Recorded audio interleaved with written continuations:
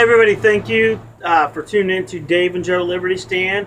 We're continuing our discussion on the 912 Project principles with regards to the America coming together after 9/11. So we're on number 7, and it says, "I work hard for what I have, and I will share it with who I want to. The government will not force me to be charitable." Exactly. Well, we touched on that a minute ago. Mm-hmm. It goes back to our money is ours. When we work for somebody, it automatically comes out of our check, our taxes, Right, and stuff. And then if we want to, if you're a religious person, if you go to you do tithing and stuff, you do that. right. And if you don't, you don't. Whatever, that's fine. I don't. I try to give.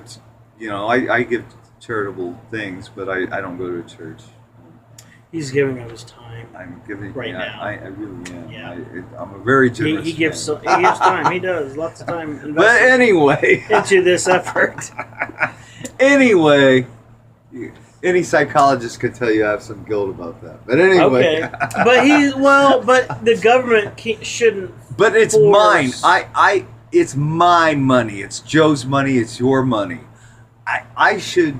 You should. Joe should. We should all decide on, okay, is this person worthy of somebody we want to give a couple can I get you a sandwich, whatever it is, can I get you a sandwich, can I, whatever it is, it doesn't matter, it's up to you. Do I want to donate to this cancer fund? Do I want to do this thing for whatever it is?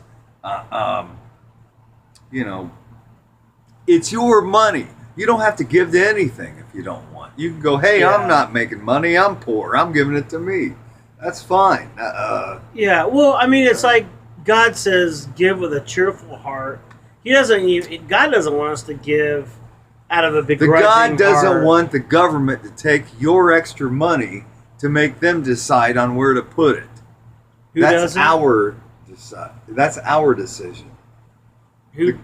Go ahead. Repeat. No, God didn't want the Okay. government to be in charge of that. Right. So I mean, that's up to us, and we'll all be judged. Well, and someday God for what we do. allows us to,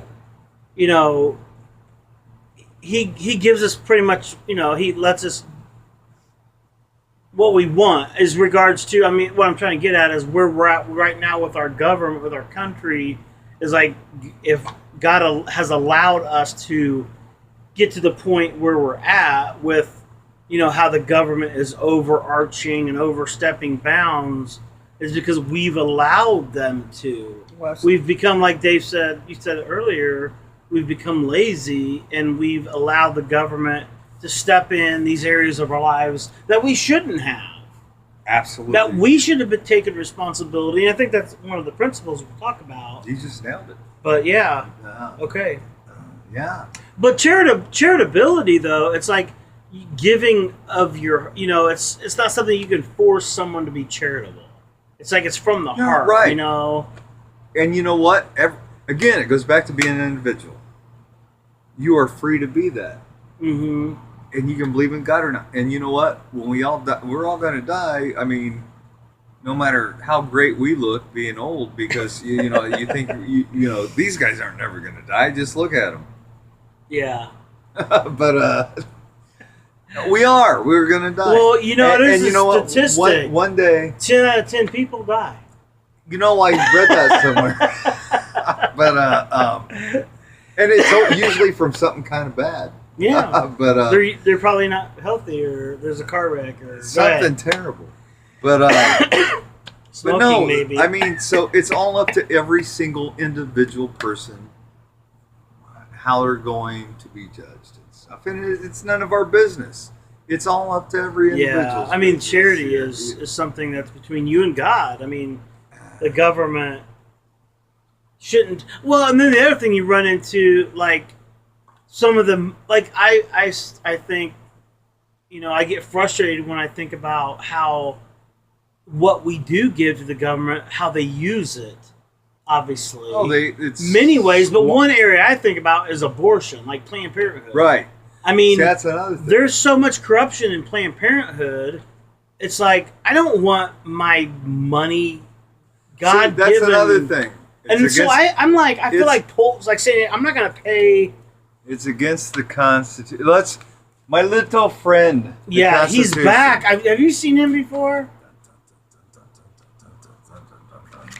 No. It's not right for the government to take the people's money as a whole and put it on things that are against personal choice. Right.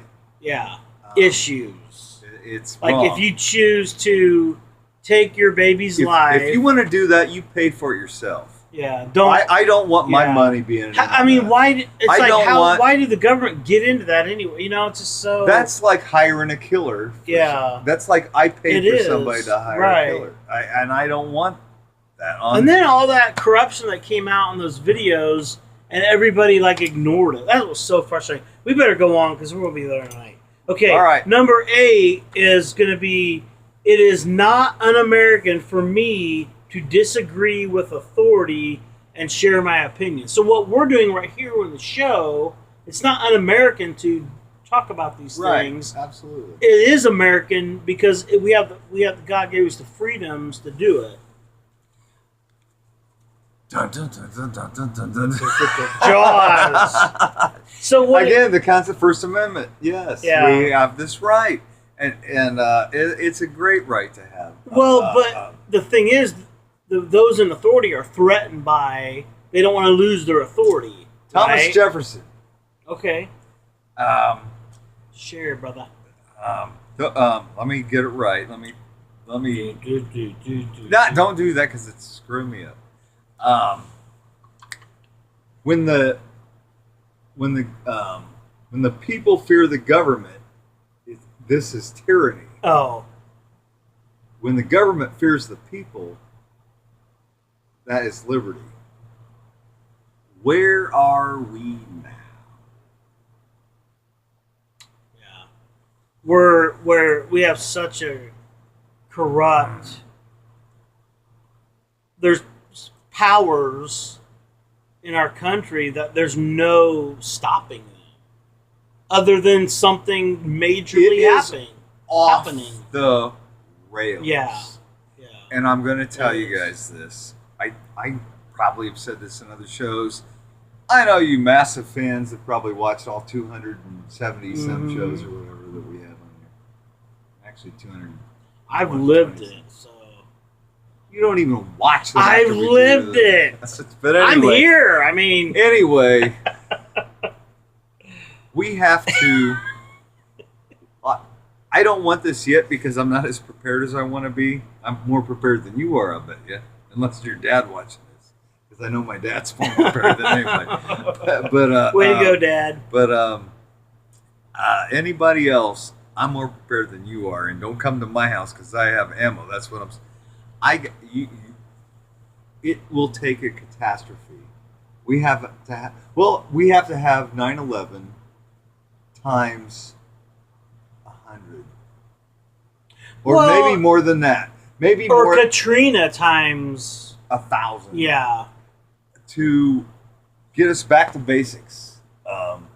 No texting each other when you're sitting right next to. What's gonna be? No bullshit stuff. We have to get back to basics, and we have to have a real life. What's real and what's not, kind of life. And a wake up call. A wake up call. No, not a wake up call. A wake up. You got to live this or die. Yeah, life or death. Yes. Yeah. Oh yeah. Well, and that's the only thing that's going to save us now.